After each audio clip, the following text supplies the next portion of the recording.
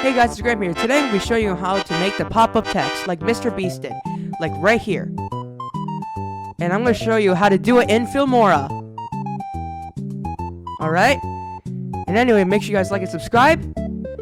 And here we go.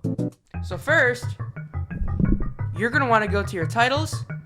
And you can pick any text you want. Or, yeah, for me, I'm going to pick this one. I'm going to put hello. And also, if you want to go to the animation, go to N, and you're gonna press boom, right there. Or if you want, you can drag it like this, like that. And yeah, that's it. And you can do it. And you can do it with the image too. Alright, so this is the thumbnail I made. As you can see right here, you can do it with the image right here too. Let me show you. And you can go like that. Anyway, thank you all for watching. Comment, like, and subscribe.